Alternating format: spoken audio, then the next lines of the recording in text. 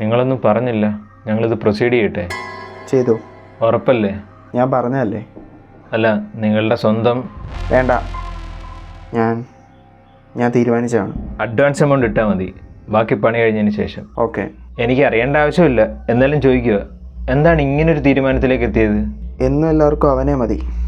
അവന് വേണ്ട കെയറിങ്, അവന് വേണ്ടതല്ല എന്നവൻ ആ വീട്ടിൽ വന്നോ അന്ന് പോയി എൻ്റെ സമാധാനം.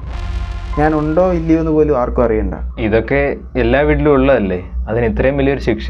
താൻ കൂടുതൽ നന്മവരൊന്നും കളിക്കണ്ട, പറയുന്ന കാശം കൊണ്ട് തരുന്നതല്ലേ. ഞാൻ പറഞ്ഞതേ ഉള്ളൂ.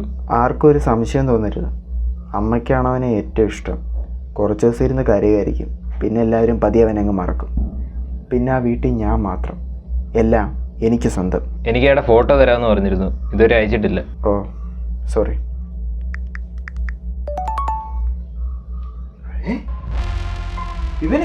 അതെ, ഇവനെയാണ് തീർക്കേണ്ടത്.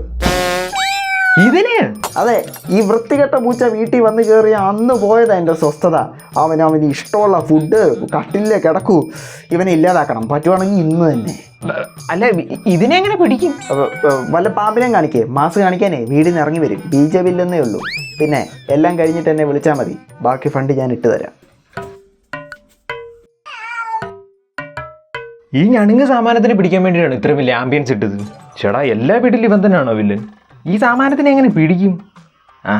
ഇവിടെ ഉള്ള ഒരു പൂച്ചയെ കൊണ്ട് തന്നെ ശല്യം, അതിനെ എങ്ങനെ കളയെന്നും പറഞ്ഞിരിക്കുമ്പോഴാണ് വേറൊരു പൂച്ച. അല്ല, പൂച്ച സാർ.